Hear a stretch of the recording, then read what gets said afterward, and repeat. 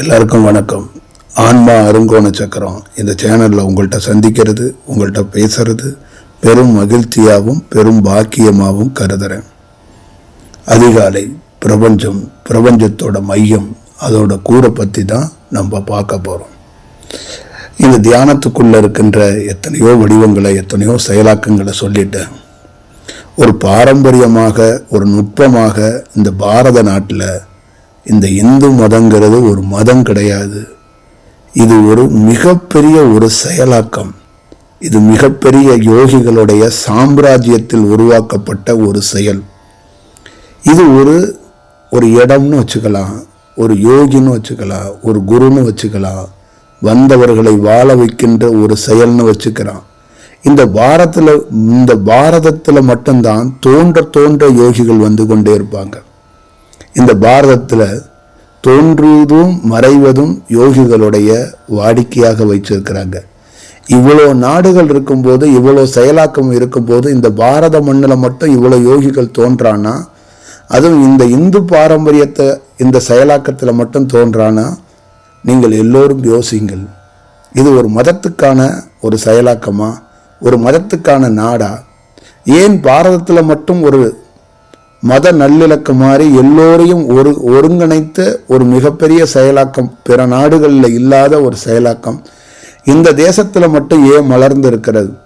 இந்த தேசத்தில் மட்டும் எத்தனையோ துறவிகள் அவதரித்து ஏன் நல்ல நல்ல செயலாக்கத்தை, நல்ல நல்ல செயல் வடிவத்தை கொடுத்துட்டு போகிறாங்க? அதை புரிஞ்சுக்கணும். ஆனால் இந்த பாரதத்தில் பெரிய அச்சமும், பெரிய வருத்தமும், பெரிய கவலையும் என்னுடைய அனுபவத்தில் நான் பார்ப்பது, இந்த பாரத தேசத்தில் அதிதீவிரமான மூட நம்பிக்கையில் மூழ்கி கிடக்கின்றன. ஒரு காலகட்டத்தில் தீண்டாமையில் இந்த உலகம் தத்தளித்தது போல் இப்பொழுது மூட நம்பிக்கையில், பழக்க வழக்கங்களில் ரொம்ப மூழ்கி கிடக்கின்றன. ஒரு விதமான ஒரு செயலாக்கத்தில் இந்த பாரதம் தத்தளிக்கிறது என்பதை என்னால் உணர முடிகிறது. இந்த செயலிலிருந்து இந்த பாரதத்தை எப்படியாவது மீட்டெடுக்க வேண்டும் என்பது ஒரு அனுபவம் பெற்றவனுடைய முழு பொறுப்பு என்பதையும் நான் உணர்கிறேன். இது ஒரு நல்ல செயல் அல்ல, இது ஒரு நல்ல போக்கல்ல. இறைவனை எப்படி காண வேண்டும், இறைவனை எப்படி உள் சார்ந்தா வெளி சார்ந்தா எந்த வழியில் இறைவனை நாம் அடைய வேண்டும் என்பது இந்த பாரதத்தில் இருக்கின்ற ஒவ்வொரு உயிராக இருக்கக்கூடிய பிறப்படுத்திருக்கின்ற மனிதர்களுக்கெல்லாம் கைவந்த கலை. இந்த பாரதம் என்பது இயற்கையாகவே ஒருவனுக்கு தியானம் வரக்கூடிய பெரும் செயலாக்கம் கொண்ட மண் இந்த மண். அப்படியாப்பட்ட இடத்துல இவ்வளவு பெரிய மூட நம்பிக்கைகள் தலைவிரித்து ஆடி இவ்வளவு பெரிய செயலாக்கங்கள் இருப்பதை கண்டு பெரிய ஆச்சரியத்தில் உறைந்து போய் நிற்கிறேன். இதற்கான ஒரு செயலாக்கத்துக்குத்தான் ஒரு கதை சொல்ல வேண்டும் என்று நினைக்கிறேன். ரொம்ப நுட்பமான பழமையான ஒரு கிராமம் இருந்தது. இந்த காலகட்டத்தையும் நீங்கள் பொருத்தி கொள்ளுங்க. ஆனால் கதை ரொம்ப வருஷத்துக்கு முன்னாடி நடந்தது. ஆனால் இப்போ உள்ள மக்களுக்காகத்தான் இந்த கதை.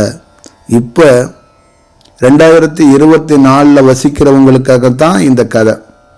ரொம்ப நுட்பமாக அந்த கிராமம், பழமையான கிராமத்துக்குள்ள எல்லா வடிவத்துக்குள்ள இருக்கின்ற மனிதர்களும், எல்லா செயலாக்கத்துக்குள்ள இருக்கிறவர்களும், வசதி படைத்தவர்களும் இருந்தார்கள். ஒரு மரத்தடி இருந்தது. அந்த மரத்தடியிலே ஒரு முடி திருத்துபவர், முடி வெட்டுபவர், அதை எப்படி வேணாலும் சொல்லலாம். முடி திருத்துபவர்கள் என்று சொல்லலாம், முடி வெட்டுபவர்கள் என்று சொல்லலாம். இந்த பரீட்சை எழுதி வாத்தியார்கிட்ட கொடுத்தோம்னா அந்த வாத்தியார் என்ன பண்ணுவாங்கன்னா, அந்த பாடத்திட்டங்களை படித்து பார்த்துட்டு மார்க் அந்த நல்ல செயலில் இருந்தால், அந்த கையெழுத்து நல்லாக இருந்தால், அவன் சரியான பணி செஞ்சிருந்தான்னா அதுக்கு ஏற்றது மாதிரி மார்க்கு போடுவார். அதுக்கு பேர் திருத்தம். என்னன்னா அந்த திருத்தத்தை என்னென்ன செஞ்சுட்டு அதற்கேற்ற மாதிரி அவர் மார்க்கு போடுவார். அதே போல தான் நமக்கு இதில் தலைகளில், நம்மளுடைய முகங்களில் வெவ்வேறு வடிவமாக இந்த முடிகள் இருக்கும்போது இதை சரி செஞ்சு ஒரு மனிதனை அழகாக வேறு வடிவத்தில் மாற்றுறதுக்கான ஒரு வேலையை ஒரு முடித்திருத்தம் செய்பவர் செய்வார். அதுபோல அந்த கிராமங்களில் பல நாள் ஒரு முடித்திருத்தம் செய்து கொண்டிருந்தார். ஒரு சிறுவனுக்கும் அவருக்கும் ஒரு பழக்கம். ஒரு சிறுவன் இவரை எங்கேயோ பார்த்திருக்கிறேன் என்று பல நாளாக இவரை கவனித்து கொண்டே இருந்தான். ஆனால் இவர் சிரிப்பதும் போவதும். ஒரு சிறுவன் ஒரு தடவை மட்டும்தான் முடிவெட்ட வருவான். ஆனால் இவன் தினந்தோறும் இவரை முடிவெட்டுவதற்காக இல்லை, இவரை பார்ப்பதற்காக அந்த ஊரிலிருந்து ஒருத்தன் வந்துக்கிட்டே இருப்பான். இப்போ அவனுக்கும் அந்த முடித்திருத்தவர்களுக்கும் அந்த சிறுவனுக்கும் பெரிய ஒரு செயல் இருந்தது. இந்த முடித்திருத்துவோர் அந்த ஊரில் எல்லா பேருக்கும் காலை மாலை என்று பாராமல் முடி வெட்டி கொண்டே இருந்தார். மாலை வரை வெட்டுவார். இவருக்கு தனியாக இந்த ஊரை தாண்டி ஒரு இடம் கொடுத்திருந்தார்கள். அங்கே அவர் வசித்து வந்தார். அவர் தனியாக இருந்தார். குடும்பம் யாரும் இல்லை. அப்போ அவருக்கு என்ன கூலியாக கொடுத்தார்கள் என்றால், அந்த மண்ணில் விளையப்படுகின்ற அந்த நெல்மணிகளை கூலியாக கொடுத்தார்கள். நாணயங்கள் எதுவும் கொடுக்கப்படலை. வருஷத்துக்கு ஒரு முறை நெல் மட்டும் அவருக்கு ஒரு செயலாக எடுத்து கொடுத்தாங்க. இதை தான் அவர் பெற்றுக்கிட்டே வந்தார். ஒரு நாள் அவருக்கு திடீர் என்று ஒரு செயலாக்கம் நடந்தது. ஏன் என்று தெரியாமல் அவர் எனக்கு அர்ஜென்ட்டாக கொஞ்சம் பணம் தேவைப்படுகிறது அப்படி என்று ஒருவரிடம் பெரிய மனுஷர்களிடம் கேட்க தொடங்கினார். அப்பொழுது யாரும் அவர்களுக்கு பணம் கொடுக்க மறுத்து விட்டார்கள். பணம் எல்லோரும் வைத்திருக்கிறார்கள். பெரியவர்கள் என்ன சொன்னார்கள் என்றால், பணம் உனக்கெல்லாம் கிடையாது, நெல் வருஷத்துக்கு ஒரு முறை தரதான் சொல்லி தான் உன்னை இங்கே வச்சிருக்கிறோம். புது பழக்கத்தை கொண்டு வராத, இன்னைக்கும் கேட்ப நாளைக்கும் கேட்ப, அதெல்லாம் தர முடியாதுன்னு சொல்லி அனுப்பிச்சிட்டாங்க. வெகு சிலர் வீட்டில் மகாலட்சுமி என் வீட்டிலிருந்து வெளியே போவதற்கு எந்த சூழலையும் அனுமதிக்க மாட்டேன். நீங்கள் நிறைய வீட்டில் பார்த்தீங்கன்னா பீரோவில் இருக்கிற பணத்தை எடுத்து செவ்வாய்க்கிழமை தரமாட்டாங்க, வெள்ளிக்கிழமை தரமாட்டாங்க, வீட்டு வாசப்படியை தாண்டி தரமாட்டாங்க. பல்வேறுபட்ட செயலாக்கங்கள்லாம் வைத்திருக்கிறாங்க. நான் சிறு வயதில் பள்ளியில் படித்து கொண்டு இருக்கும்போதே வீட்டை விட்டு ஓடி ஒரு கடையில் வேலை செய்ய வாய்ப்பு கிடைத்த போது அந்த கடையில் இருந்த முதலாளி எந்த அவசர ஆத்திரம் வந்தாலும் வெள்ளி செவ்வாயில் பணம் கொடுக்க மாட்டார்.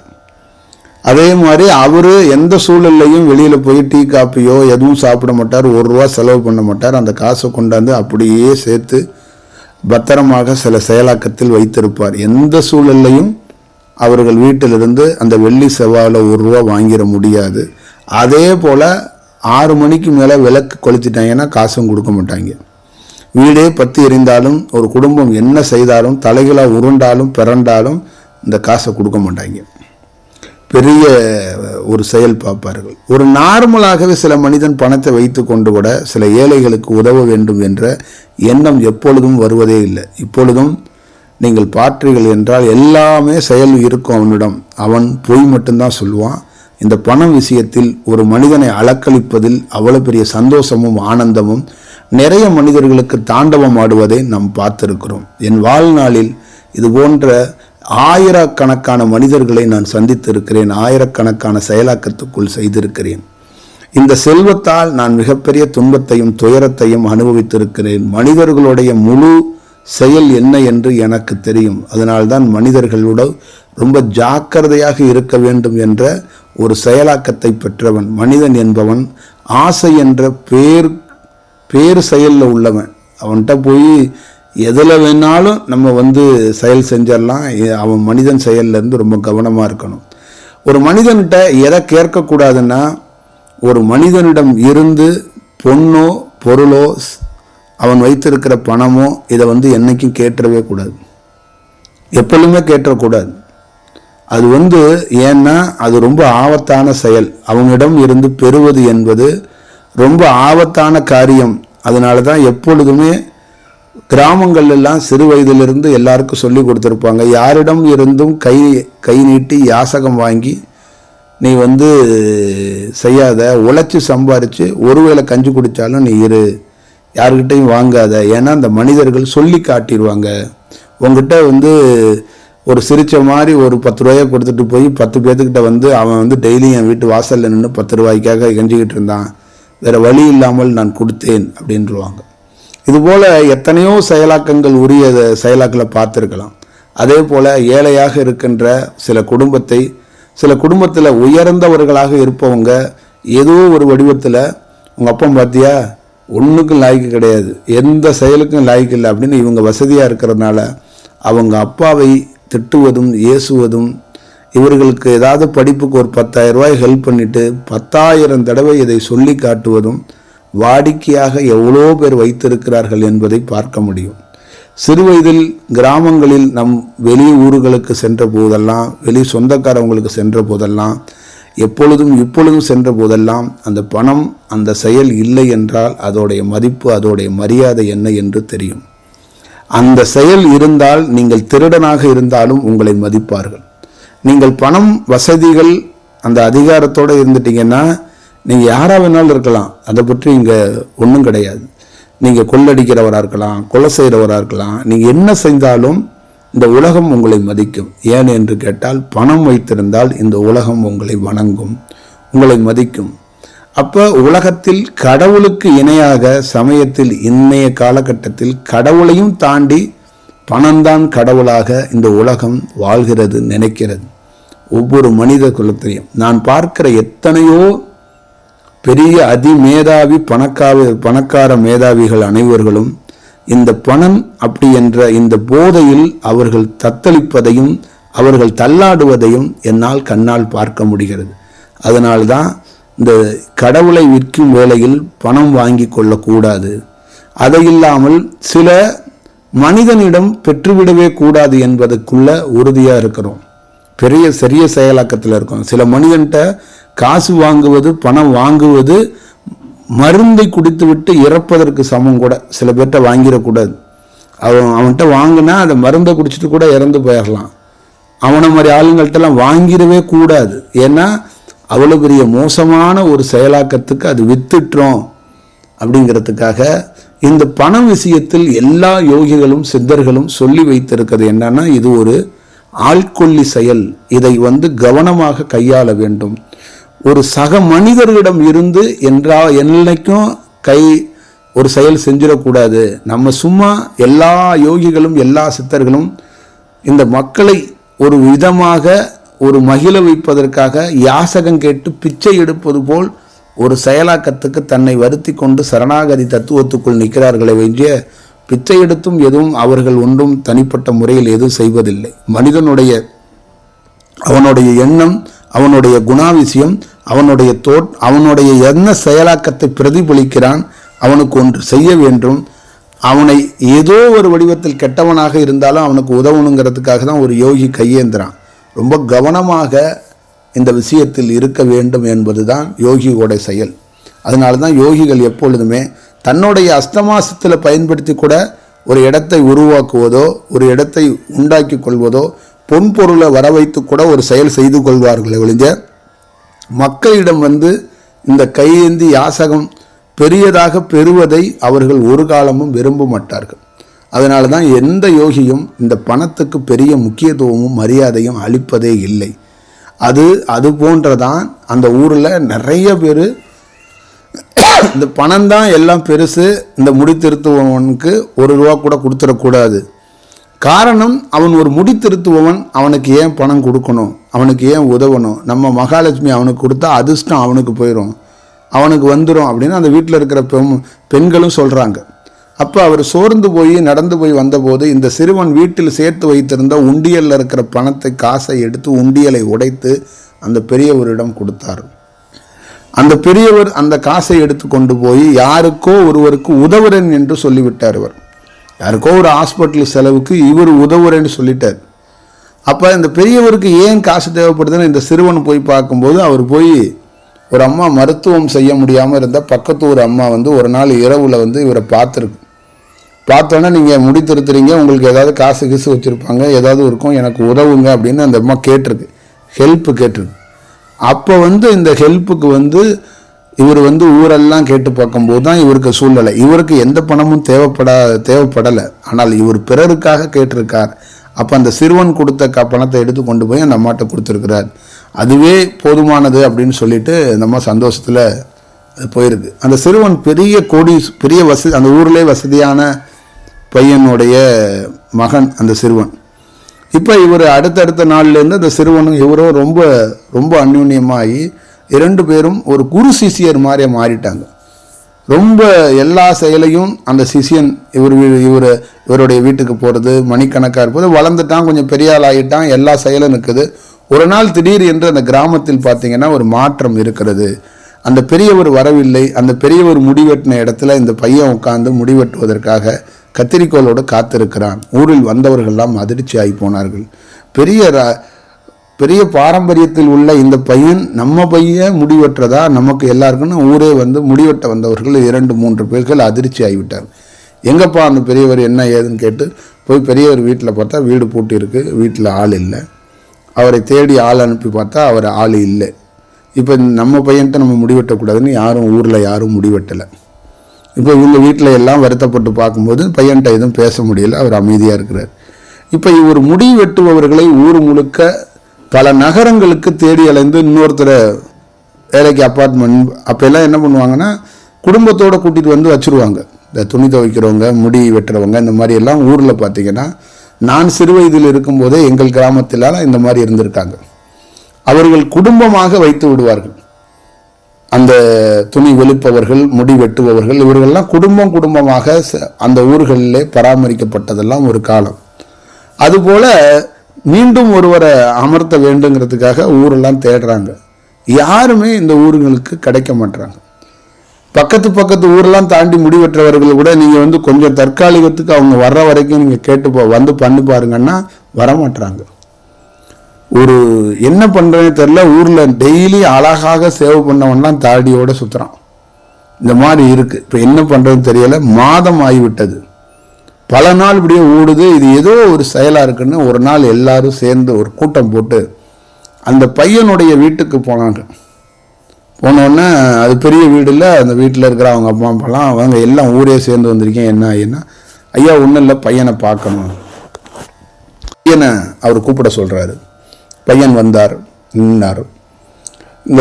அவர் வந்து எங்கேயுமே முடிவற்றவர் கிடைக்கல. இந்த பெரியவர் கிடைச்சாதான் இப்போ நமக்கு ஒரு செயல் நடக்கும்.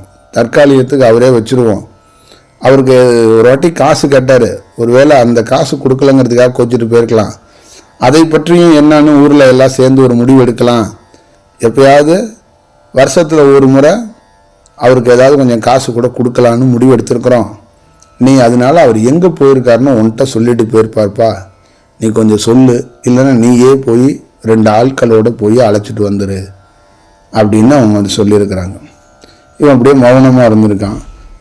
அவர் மீண்டும் ஊரே கேட்டோன்னே அவர் எங்கே போயிருக்கு, அவர் இருக்கிற இடத்த சொல்கிறேன், அவர் முடிவெட்ட வருவாரா வரமாட்டாராங்கிறத நீங்களே கேட்டுக்கங்க அப்படின்னு இருக்காரு. சரி, அதுவும் சரிதான், நீ இருக்கிற இடத்த காட்டு, நாங்கள் பேசிக்கிறோம் அப்படின்ட்டு இருக்காங்க. நீங்கள் அவர் இங்கே தான் இருக்கிறாரு அப்படின்ட்டுருக்கான். இங்கே தான் இருக்கிறார். ஆமாம், நம்ம ஊரில் தான் இருக்கிறாருண்ணா. எல்லாரும் வாங்க, போய் அவர்கிட்ட நான் அவர் இருக்கிற இடத்த காட்டிடுறேன், அதுக்கப்புறம் நீங்கள் பேசிக்கங்க, நான் வந்துடுறேன்ட்டுருக்கேன். சரிப்பானோடனே இவர்கள் அந்த பையனோட அப்பாவும் வர்றாங்க. ஊரே கிளம்பி போகிறது. எங்கன்னு பார்த்தா ஒரு பெரிய யோகியை, குருவை கடவுளாக ஒரு சிலை வைத்து அவர்கள் பெரிய ஒரு செயலாக்கம் வைத்து அவர்கள் வழிபட்டுக்கிட்டு இருக்காங்க. அவர் தான் எல்லாமே. அவங்க அந்த ஊருக்கு வந்து கடவுளில் வந்து அவர் தான். அவர் பல்வேறுபட்ட அதிசயங்களையும் அற்புதங்களையும் செய்தவர், பல்வேறுபட்ட செயலாக்கம் செய்தவர். இந்த உலகத்தில் படைத்த சிவனாக அவர்களை வைத்து வழிபடுறாங்க. அவர் தான் சிவன். அவங்கள ஒருத்தளவுக்கு அவர் சிவனாக வந்து அவங்க பாரம்பரியத்தில் எத்தனையோ தலைமுறைக்கு முன்னாடி வந்து பெரும் அதிசயத்தை செய்தவங்க. அவங்க முன்னோர்கள்லாம் இந்த உலகத்தில் இதை மட்டும் விட்டுறாத இவர் தான் அப்படின்னா அவர் என்ன கேட்டாலும் அந்த ஊருக்கு கொடுத்துக்கிட்டு இருக்கிற ஒரு செயலாக அங்கே இது நடந்துக்கிட்டு இருக்கு. இப்போ அந்த கோவிலுக்கு அழைச்சிட்டு போயிட்டான் அந்த பையன். என்னப்பா இங்கே அழைச்சிட்டு வந்திருக்கேன், இங்கே இந்த கோவிலுக்குள்ளெல்லாம் வந்தாலும் அவரே உள்ளே போகக்கூடாது, உள்ளக்குள்ளே போயிட்டானா என்னன்னு பார்த்தா அறையை திறக்க சொல்கிறான். அறையை திறக்கிறாங்க. ஐயோ உள்ளே போயிட்டா தப்பாக போச்சு, என்னடா அது தீட்டா போச்சு, இவன் இப்படி உள்ளே போயிட்டா இவ்வளோ பாரம்பரியமானது.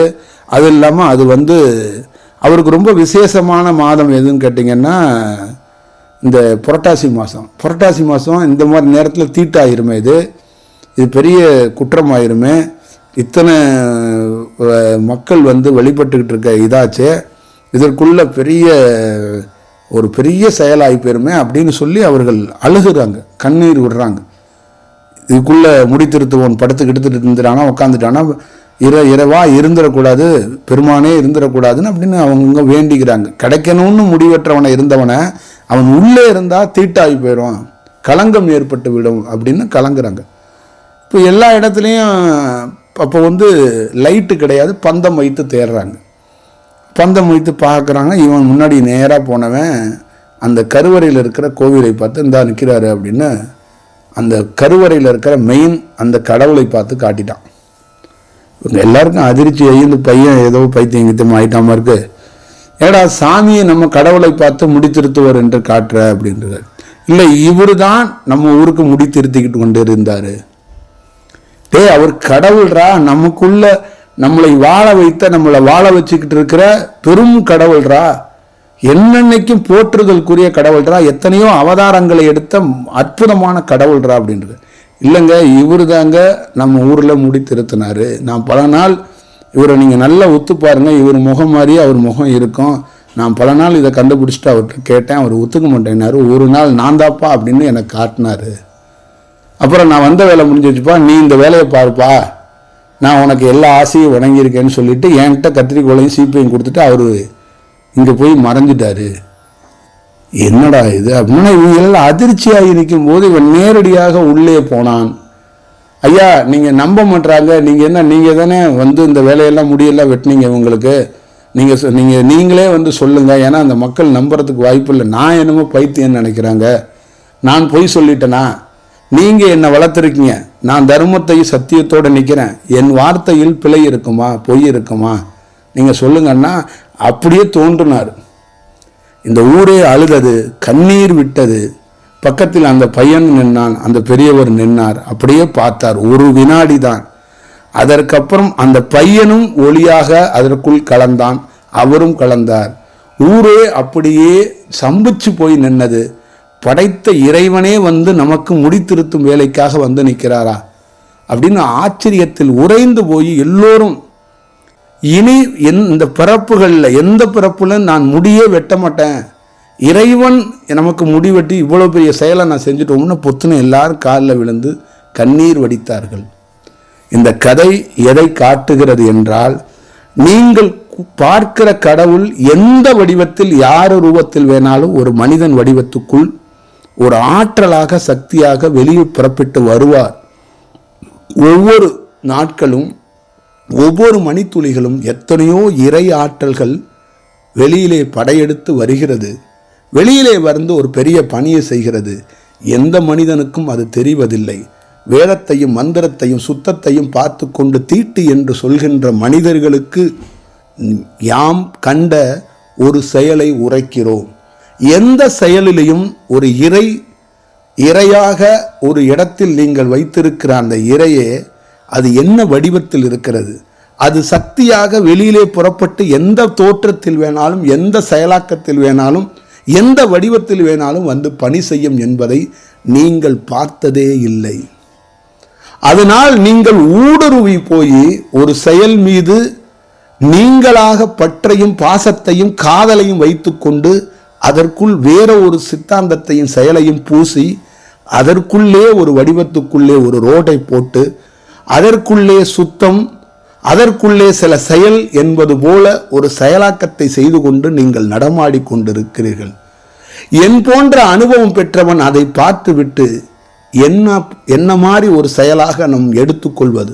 இந்த பாரத தேசத்துக்குள்ள எத்தனை துறவிகள், எத்தனை யோகிகள் என்ன நுட்பமாக செயலாக்கத்தை, உடலே கை கால்களை தனித்தனியாக பிரித்து போட்டவன், ஒளியானவன், கூடு விட்டு கூடு பாய்ந்தவன், ஒரே நேரத்தில் 50 இடங்களில் 60 இடங்களில் பணி செய்தவன், செத்தவனை புழைக்க வைத்தவன், எத்தனை அதிசயங்களை பண்ண யோகி பாரம்பரியத்தில் வந்த இந்த பாரத தேசம் இன்னைக்கு மூட நம்பிக்கையில் முதல் இடத்தில் நின்று கொண்டிருக்கிறது. இந்த உலகத்துக்கு இந்த பாரதம் காட்டுவது இதுதானா? இந்த பாரதம் இதைதான் சொல்ல நினைக்குதா? ஒரு சித்தாந்தத்தை கையில் பிடித்துக்கொண்டு, ஒரு மதத்தை கையில் பிடித்துக்கொண்டு இந்த பாரதம் இப்படி நின்று கொண்டு இருப்பதை ஒரு யோகியும் ஒரு துறவியும் எப்படி பார்க்கிறான்? எப்படி செயலாக்கம் இருக்கிறது? இது என்ன செயலாக்கமாக இருக்கிறது? நீங்கள் பாருங்கள். உங்களிடம் விட்டு விடுகிறேன், உங்களிடமே விடுகிறேன். இதற்கு என்ன தீர்வு? இதற்கு என்ன விடியல்? இதற்கு என்ன சுதந்திரம்? இதை யார் பெற்றுக் கொடுக்க போகிறீர்கள்? இதிலிருந்து எப்படி விடுதலை? இந்த தேசம் எப்படி விடுதலையாக போகிறது? இந்த நுட்பமான பாரம்பரியமான இந்த வெகுஜனங்கள், இந்த மக்கள், இந்த பாரதத்தில் இருக்கின்ற எத்தனையோ ஏழை பெண்மணிகள், கண்ணீர் விடுகின்ற தாய்கள், கிராமங்களில் இருக்கின்ற அத்தனை தாய்க்கும் எவன் விடுதலை வாங்கி கொடுக்க போகிறான்? இந்த மூட நம்பிக்கையில் எத்தனை காலங்கள் தான் இப்படி நீங்கள் ஒரு பெரும் செயலாக்கத்துக்குள் உண்மையான கடவுளுடைய அந்த கடவுளுடைய நிறம், சக்தி என்ன மாதிரி வெளியில தோன்றும் வரும் என்பதை பார்ப்பதற்கான வாய்ப்பு இல்லாமல் ஏதோ ஒரு சித்தாந்தத்தை கையில் பிடித்து கொண்டு தொங்கிக் கொண்டு இருந்து கொண்டால் ஒரு நிஜம் எங்கே தோன்றும், எங்கே தெரியும், என்ன செயலாக்கம் இருக்கும்? இதை எப்படி நீங்கள் தெரிந்து கொள்ளப் போகிறீர்கள், முன்னேற போகிறீர்கள்? இந்த பெரிய இந்த செயலாக்கத்திலிருந்து எப்படி விடுபட போகிறீர்கள்? ஒரு அரசியல் கட்சியோட தலைவரை நீங்கள் டீ கடையில் உட்கார்ந்து பேசுவது போல் கடவுள் சித்தாந்தத்தையும் டீ கடையிலையும், பஸ் ஸ்டாண்டுகள்லையும், பஸ்ஸுகள்லையும், ட்ரெயின்கள்லையும், விமானங்கள்லையும், செய்தித்தாள்கள்லையும், தொலைக்காட்சியிலையும், செல்போன்கள்லையும் விவாதித்து விட்டு போப்பறீர்களா? கடவுள் என்ற அவ்வளவு பெரிய உயர்ந்த ஆற்றலை ஒரு சாதாரண மனிதன் நீங்கள் ஒரு செயலாக்கம் செய்துவிட முடியுமா?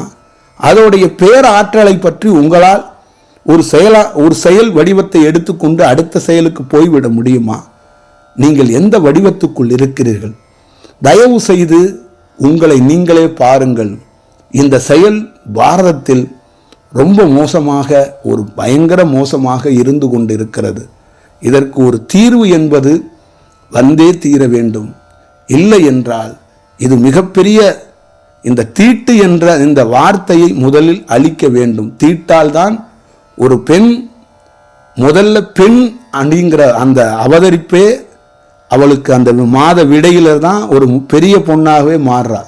அடுத்தது ஒரு பெண், அவள் அந்த மாத விடை, அந்த 3 நாள் வீட்டுக்கு தூரத்தில், அந்த 3வது நாள் 4வது நாள் தான் கரு தங்குகின்ற நாளாக கருதப்படுகிறது. ஒரு பெண்ணுக்கே அந்த தீட்டு வருகின்ற, அந்த தீட்டுப்பட்டு 3வது நாள் 4வது நாள் தான் அந்த குழந்தையை ஒரு குழந்தை உருவாகிறான், ஒரு இறைவன் என்றதை உருவாகிறான். என் தேவி பார்வதி தேவி, இது தீட்டா? இது எப்படி செயல்? இதையே இந்த மானிடர்கள், இந்த மனிதர்கள் கண்டறிய முடியவில்லை. பெண் சமூகத்தை எப்படி வணங்கப் போகிறார்கள்? பெண் சமூகத்தை எப்படி கொண்டாடப் போகிறார்கள்? பெண் யோகிகள் இல்லை என்று சொல்கிறார்கள். ஒரு பெண்ணை எப்படி பார்க்க வேண்டும் என்பது கூட தெரியவில்லையே. அதற்குள்ள இருக்கின்ற எது தீட்டு, எது தூய்மை, எது நல்ல செயல் என்பதை பார்க்க முடியவில்லையே. இவர்களை வைத்துக்கொண்டு நாம் என்ன செயலாக்கம் செய்ய போகிறோம் என்பது பார்வதி தேவி உங்களிடம் ஒரு கேள்வி கேட்கிறார். நீங்கள் பாருங்கள், எது செயலாக்கமாக இருக்கிறது? இதெல்லாம் ஒரு மனித சூழல்களில் மாற்றப்பட வேண்டும். நீங்களே அறியுங்கள், நீங்களே தெரிந்து கொள்ளுங்கள். ஒரு நல்ல செயலாக்கத்தை சந்திப்போம். விரைவில் ஆன்மா அருங்கோண சக்கரத்துக்கு புத்தக பணியில் புத்தகம் வெளியீட்டு விழாவுக்கான நேரமும் தேதியும் இடமும் அறிவிக்கப்படும். இதை சார்ந்தவர்கள் கலந்து கொண்டு ஒரு நல்ல செயலாக்கமாக ஒரு நல்ல செயல் முன்னெடுக்க வேண்டிய காலத்தில் நாம் இருக்கிறோம். நல்ல செயலாக மாறட்டும். நன்றி, வணக்கம்.